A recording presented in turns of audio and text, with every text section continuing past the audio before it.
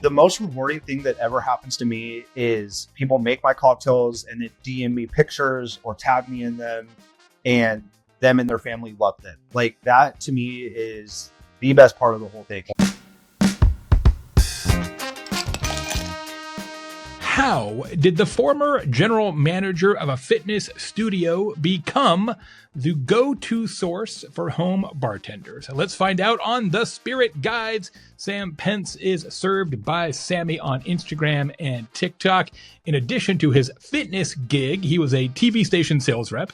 He was owner of a marketing agency. He was a bartender at a restaurant in Boise, Idaho.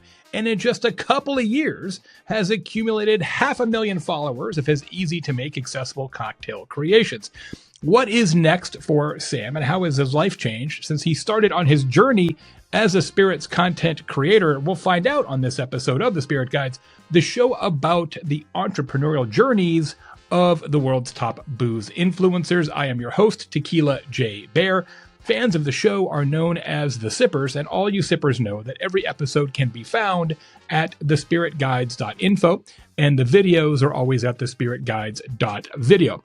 The show is sponsored and underwritten by our pals at Love Scotch, lovescotch.com, the premier online shop for scotches, obviously, bourbons, tequilas, whiskeys, gins, rums, and everything else. They've got an extensive collection curated from all around the globe. They bring it right to your door. And one of the things I like best about Love Scotch is that shipping is always $19. So if you buy a bottle, it's $19. If you buy 10 bottles, also $19. So stock up, great deal. Offer doesn't apply to, Hawaii, Alaska, Liechtenstein or whatever. But in the continental US, $19. Always go to lovescotch.com. That is lovescotch.com. And the show is produced by our pals at Content 10X. They've got you covered for all your content production and editing needs, content10x.com. And now, here is the Spirit Guide, Sam Pence. Sammy, thanks for being here. Yeah, thanks for having me. I'm excited. Really excited to talk to your sippers and get to know them a little bit and come be in your world for a while here. Thanks so much. I appreciate you taking the time. My background is in digital marketing, so the fact that you're in a digital agency is interesting. I started in 1993 in that industry when domain names were still free, and owned a whole series of global digital marketing agencies. And you were telling me kind of how you got started was at sort of a digital marketing event. And that story is crazy to me. I'd love for you to tell us about that. Yeah, it is actually a really interesting story. So there's I say a local company. They're a worldwide company called ClickFunnels. Huge company. Yeah. Like I said, I sent you an email and I said, anybody listening to this has either heard of them, used them, or bought something off a website built on ClickFunnels. They're a massive company. And anyways, they're located in Meridian, which is just right down the road from me here. And so, yeah, when I was in grad school at Boise State here, I got a job bartending. I'm still there a couple nights a week at a place called Solid Bar and Grill. And it's about 100 yards from the Knitting Factory, which is a big concert venue that Russell Brunson and the ClickFunnels guys hold a big annual conference at every year. So anyways, I'm in school, I'm managing this bar, I'm kind of new-ish to bartending and kind of learning what I'm doing. And they have this conference, and for a week straight, I have all these online entrepreneurs. I mean, anywhere from people doing $1,000 a month to like multi-millionaires. And it seems like the one thing they sort of had in common is they wanted a nice little place to come drink and hang out in between their meetings and conferences and all that. So for about a week straight, I'm making cocktails for all these entrepreneurs, and my bar is just full of them. And being sort of the marketing and just sort of interested guy I'm probing them the whole time, and they're talking to me. And as the week goes on, I've got more and more of them saying, what you do is a skill you could sell. Put this online, put it on Instagram. You never know where it could go. And so after about 4 or 5 days of that, I think one of the last guys I talked to comes and sits down, and we're kind of on a first name basis at this point. He goes, Sam, I'd been talking to you all week about how you can make a course, or you could put this online, or it should be on Instagram. And anyways, I just sat through a conference and listened to a guy telling us about how he made $2 million in revenue last year, teaching people how to open a hot dog stand in their hometown. And then he basically goes, if he can make $2 million doing that, imagine what you could do teaching people how to make cocktails. And so the next week, I brought my phone. I set it up in front of me in a little napkin caddy. And if you scroll all the way down to my page, you can see I'm at my bar. It's literally, there's no face. It's literally just kind of this area of me. And I'm making a cocktail at my bar top. And obviously I adapted and I have, my whole setup in here now. But that's really how my journey started. So I feel like I should start a new podcast called Hot Dog Guides, which just tells the entrepreneurial journey of hot dog cart impresarios. It is so great. I love that you didn't even mean to do it, but you're like, well, if everybody says we should. And it's interesting too, because you didn't start bartending necessarily to make fancy cocktails, right? You were just bartending seems like a thing to do. Yeah, it's a interesting little journey to how I got there. I've obviously, like I said, or like you talked about with the marketing agency, I've always been a creative guy. I've always liked the design, and I've done some kind of product design and package design and that kind of stuff. And bartending really, I was working a restaurant job while I was in school, and I met a guy who owned a bar. And then I actually went to try to go work for him right when COVID hit. So COVID happened and everything, especially restaurants, sort of shut down there for a while. And then when I moved in with my parents for a couple months while I was waiting to start grad school. And then once I started grad school, I went back to this guy and I was like, hey, if the bar's still open, I just was looking for a serving job. I just, if I could pick up a few nights a week or whatever. And I actually got really fortunate because I was there for a summer. I made really good money and saved up for it. I was on scholarship, so my school was paid for. So it was all just money I was putting in my bank account. And he asked me to be the GM. And at the same time, I sort of started imparting myself into the bar a little bit. It didn't necessarily start off as like, oh, wow, I'm really interested in creating all these new cocktails and all that.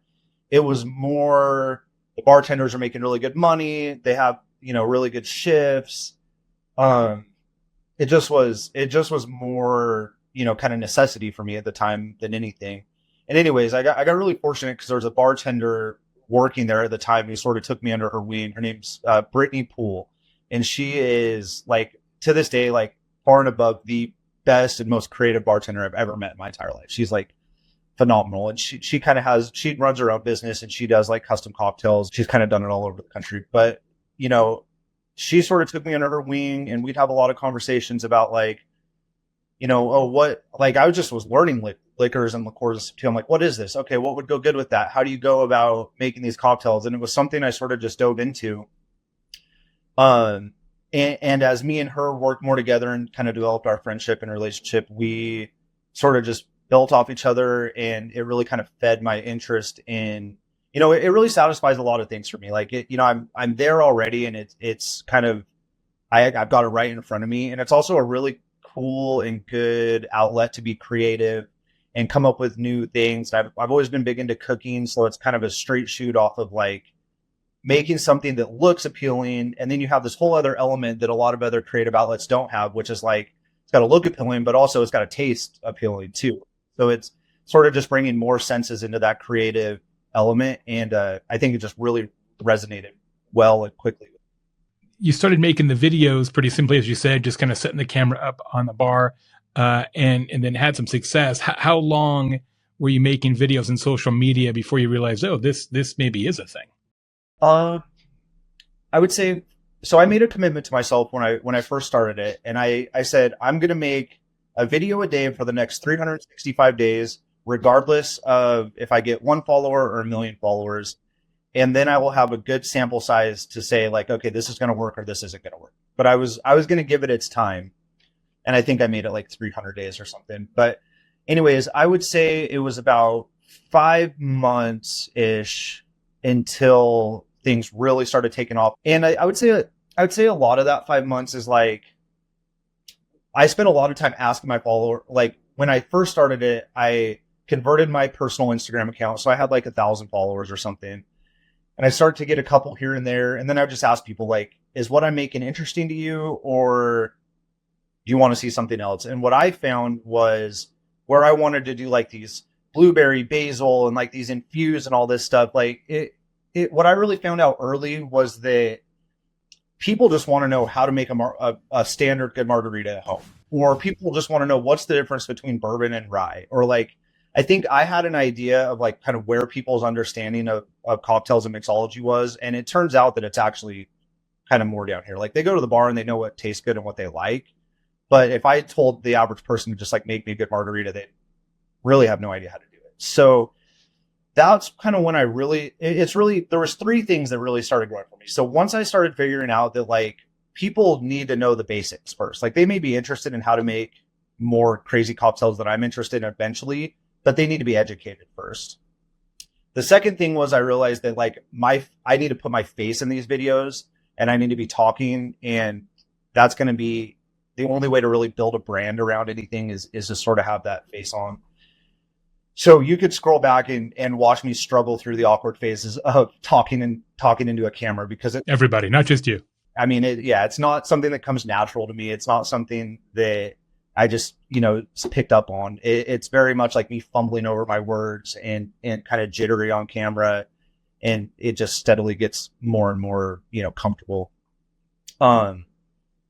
So there was those things. And then the last thing that really took off for me was I sort of got a better understanding of my audience and realized that most people are making cocktails because they have friends and family coming over. They want to entertain. They don't want to spend the whole night, figuring out what to drink or what everybody wants and all that. And so then I started making batch cocktails, like the full bottle, build them ahead of time, keep them in your fridge for yourself or when your friends or family come over.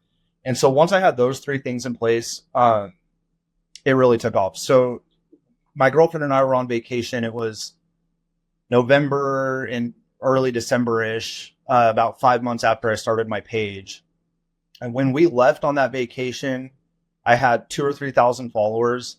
And by the time I got back, I think I had 50,000. And then after a month later, I had 150,000. So it really was 5 or 6 months of trying to figure out what's going to work, getting comfortable doing it, listening to my audience. And then a couple things go right for you. And it goes crazy overnight, basically. Like it really is insane once it starts happening.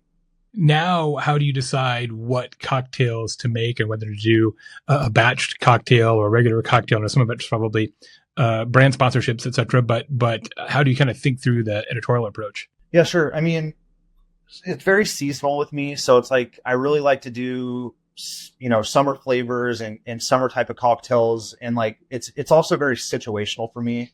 So like this time of year, I'm doing a lot of like, these are good cocktails to bring to the beach. These are good cocktails for the pool. These are good cocktails for hot days. These are a lot of like frozen and blended cocktails. So that goes into it. I read every comment, every DM I get. I don't always have time to respond to all of them, but I have, when people are requesting stuff, I make a big master list. And if it's something that it's sort of two things, right? It's like, does this sound good? Can I make a good recipe about this? And then also, is there more than one person that's going to be interested in it, right? Like it's not so niche that, and so as long as it meets those criteria, I add it on the list and go for it. I mean, my thing is,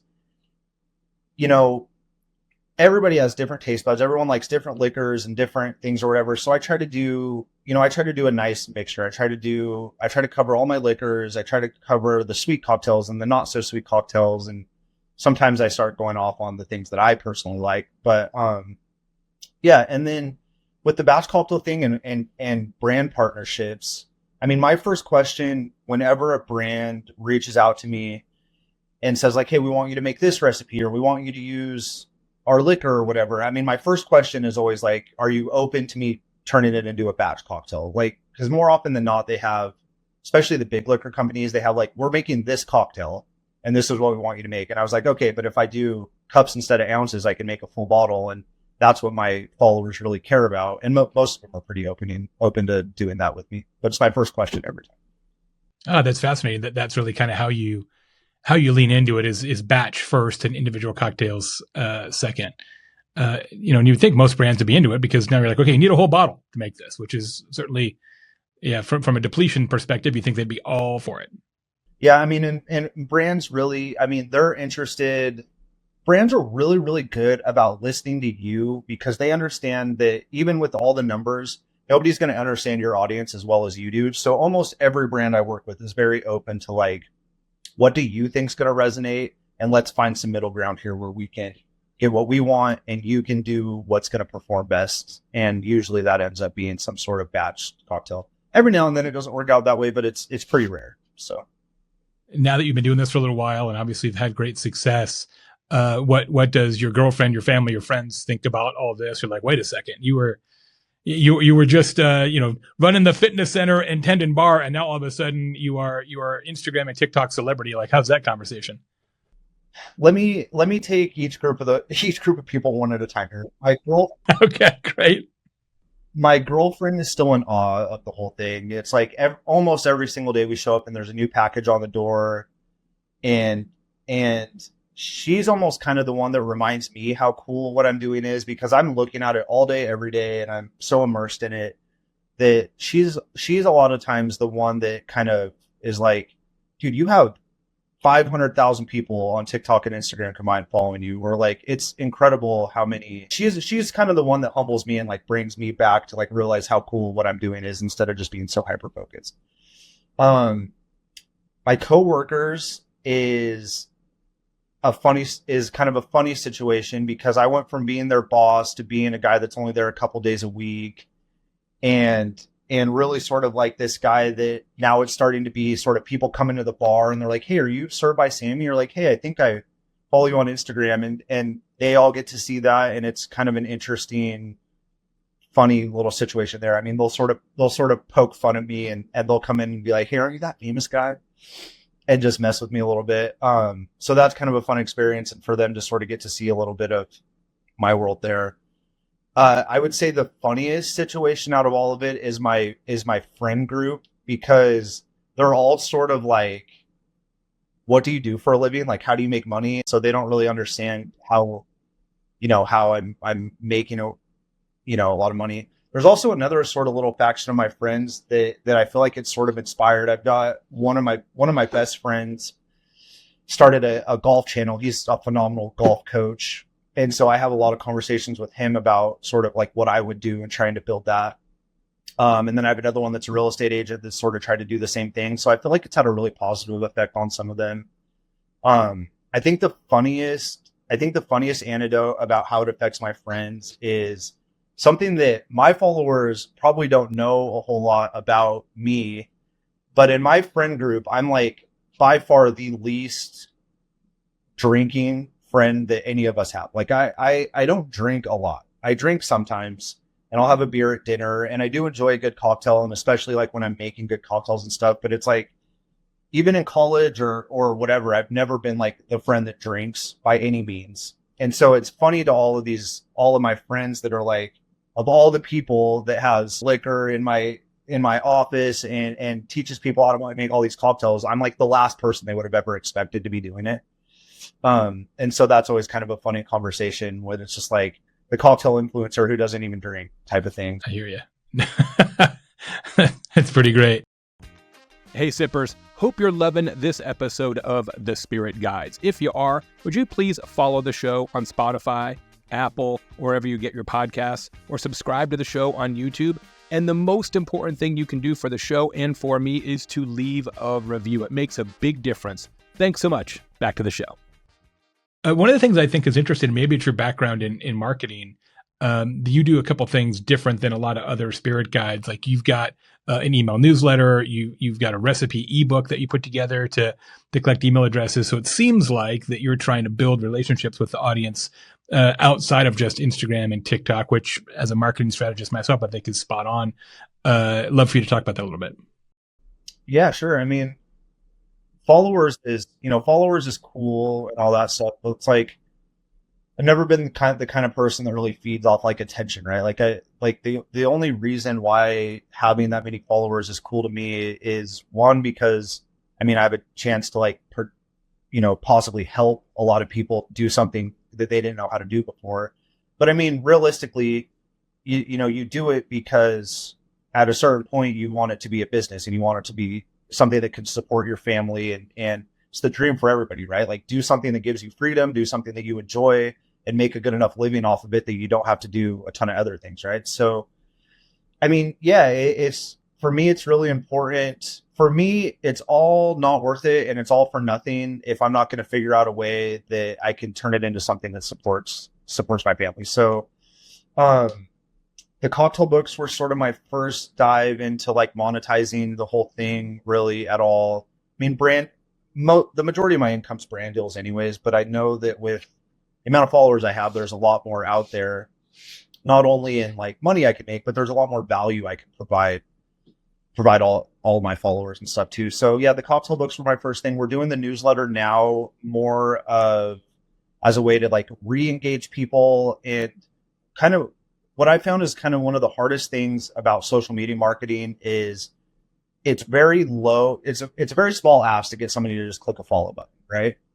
But getting those people to interact with you outside of Instagram, where they have to open another app, or they have to go to a website, or they have to click on an email or something, that is harder to do, but it also strengthens your relationship with people a lot more. So you go from somebody that just, they don't think about it all until maybe they get on Instagram and start scrolling and your face pops on their feed, to like somebody that they may think of and get on your website, or think of and go look for a recipe, or think of and maybe go buy your recipe book. And so you're really just becoming a bigger part of these people's lives. And in order to do that, you have to provide a lot more value, right? So it's like the email newsletters are always a ton more recipes that'll never make it to my Instagram, and they're all free. It's a lot of like home bartending tips, that stuff I don't really get a chance to talk about on my Instagram. And so it's just a lot more value for free, and just an incentive for, basically the trade-off is like, it's an incentive for me to just have a little more extra communication with my followers. And the goal being eventually to learn enough about them to know whether it's like, does it make sense to do more cocktail books? Does it make sense to do a home bartending course? Do we want to come out with like a glassware line? Like my business partner and I have a whole kind of stair step of things that we want to do eventually, but the newsletter gives us a chance to learn sort of like what people are most interested in. So we know what to do first, or what ideas need to go in the garbage, and what ideas, are good ones. What questions do you get most often?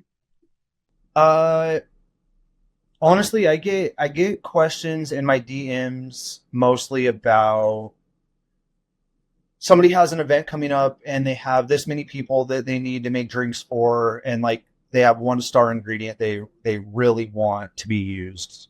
So like, for example, the most recent one was somebody's having a wedding, and I think it's their daughter, and they want to make Bosco mules, and they want to use strawberries. And so it's like, what's the best way to do this? I get a lot of that kind of stuff.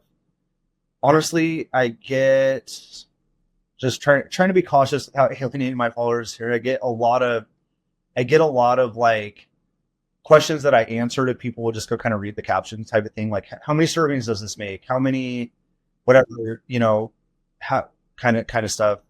I'd say that fills up most of my inbox. That is consistently frustrating. You spend time writing out a pretty comprehensive caption that includes a lot of details that may or may not be included in the video itself.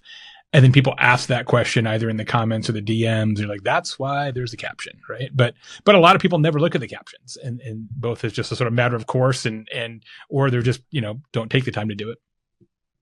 Yeah. And I mean, that's what I was going to say too, is like, it's really not their fault. Like, they're not, like, Instagram and TikTok conditions people to scroll, not read. It's like, you see something, you comment on it. Like, we're really not conditioned to sit there and take in what we're doing and do the research on it. And it's like, it's the short-term attention span thing that Instagram and TikTok is sort of created for everybody. So it's really not their fault.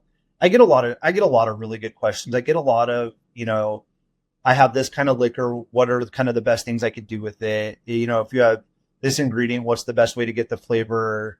Because it's like, if you have a strawberry, for example, like the last one, it's like there's 5 or 6 different ways you can impart that flavor into your cocktail, and it would be wrong of me to assume that everybody knows exactly how to do all that stuff, because if they already knew how to do that, why would they follow me, right? So it's like, when I get good questions, I do my best to respond to them.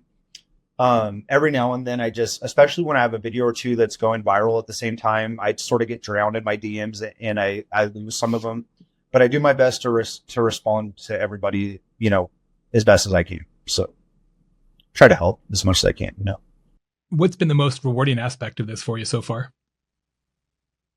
Oh, the most rewarding thing that ever happens to me is people make my cocktails and then DM me pictures or tag me in them, and them and their family love them. Like that to me is the best part of the whole thing. Like it's still such a foreign concept to me to think that I'm like doing something and putting it online, and then there's all these people out there that are seeing that and changing something about their day to go to something that I did.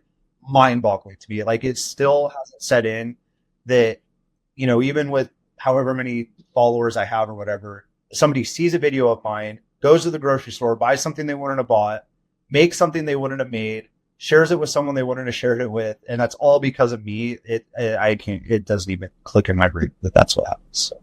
Are you starting to do things with brands that are outside the spirits category? It's mostly spirits or like spirit adjacent, right? So it's like it's mostly either liquor companies or like syrup companies or like soda or juice companies, or I did a thing with like Smoothie King, but it's all something, almost everything that could be tied back to them. The one exception is I hesitate to say sponsor now because they don't necessarily like pay me a fee, but this Roback brand that I sort of promote all over my page now. That's another sort of funny story about how I started working with them. And so I play a lot of golf. Like that's kind of my main hobby outside of work. And anyways, I have a friend that got some Roback stuff off a podcast we listened to, and I tried it on, and it's just like, it is like the most high quality. Like it just was like perfect. I put it on. I was like, this feels amazing. I'm going to reach out to them. And I know they work with a lot of influencers, and I'm just going to see if they would want to maybe like send me a couple shirts and I'll promote it or whatever. And so we ended up working something out where they let me shop. Basically, they give me some free clothes each month, and I sort of promote them on my page and do some brand awareness stuff. So this is like the furthest by far I've strayed away from liquor or like liquor adjacent brands. That's great though. I mean, you got to wear clothes. That'll work. No, that's what I figured too. I mean, next you need to deal with like the electric company, right? The gas company, cable TV guys, like, one of everybody, right? Cover all the expenses. That's the dream. Exactly. Well, that's sort of it. But yeah, I mean, other than that, I mean, I'm trying to think. I've got a campaign coming up that's like it's like a sober driving type of campaign with a company that pushes that. And so I try to do, I mean, honestly, when somebody offers me a brand deal, I spend some time researching it. And if I am able to, I go out and try their product if I haven't heard of them. Most of them I've already heard of and know. But I don't ever accept a brand deal that's from a company that I don't like fully stand behind. Like if I wouldn't feel comfortable saying, Jay, go buy this, I know you're going to like it, I would never take money from them to do a brand deal. So it's just one of those things where, I have to filter through anybody that wants to work with me and make sure that I'm doing right by my followers. And I'm not recommending something that, is going to affect my credibility. Yeah. Cause ultimately the only thing you're selling is reputation. I mean, that's all it is, right? You're an interesting guest here on the show because most of the people we've had on the Spirit Guides are sort of categorical, right? So they're gin influencers or tequila influencers or wine influencers or bourbon influencers. You, of course, being a cocktail creator, are more, pan spirits across all the different categories. What's the next big project for you want to tell people about? So I would say the next biggest thing we have is we're going to be working on a full cocktail recipe book. So I did a spring thing last year. I did a summer thing last year, and I brought on a new business partner who's incredible. And we're going to be doing a full cocktail book. And it's going to be digital download or print. And then we're going to be working on turning that into a full batch cocktail kit, right? So you can get the book, all the batch cocktail recipes. And then if you want, you can also get the kit that has the bottles, the funnel, the measurement, and it has all of that stuff. That's the next big thing we're working on. And then I think after that, we're going to start working on the bartending course. If you could sip a cocktail with anybody in the world, who would it be? I want to give a good answer here. So let me think for a second. If I could sit down right now, sip a cocktail with anyone in the world, You know what? Xander Schauffele just won the Open Championship, and he's had a hell of a year. I'd sit down with Xander. He likes to smoke cigars. I'm not a big cigar guy, but I'd smoke a cigar with Xander. I'd sit down and ask him about how this year changed his life, and talk to him a little bit about golf. I think that'd be pretty fun. I mean, there's always like Rory McIlroy is my favorite golfer. I could always sit down and he'd probably be very fun to have a drink with too. Tiger Woods, any of those guys, but recency bias and just for the sake of talking to somebody that's hitting their prime and just talk to them about what that's like and how that's going. I think sitting down and smoking a cigar and drinking a cocktail with Xander would be pretty fun right now. I love that. Xander Schauffele, great answer. San Diego boy, having an unbelievable year. Seems like a good dude too, from what I can tell from afar. You need to get on that PGA Tour celebrity bartender circuit. I think that's the next step. I would love to.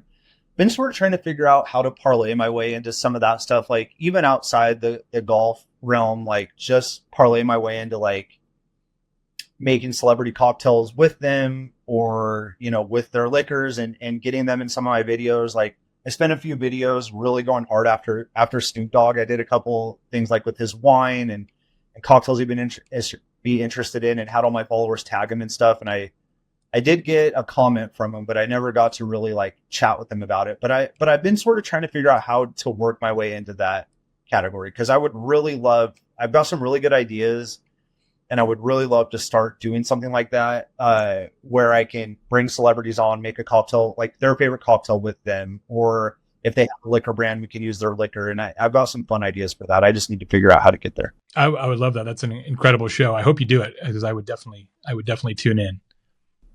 Yeah, I want to try to figure that out. So.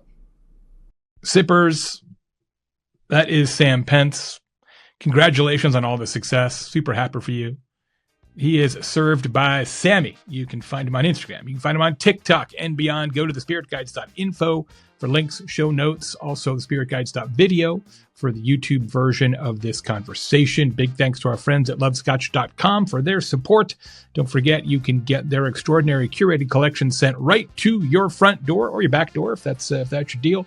$19 shipping flat rate, as many bottles as you want. Thanks also to our pals at content10x.com for their production assistance. We love them. I am Tequila, Jay, Bear, and Sippers. You can make mine a double. We'll see you next time right here on The Spirit Guides. Thanks, Jay.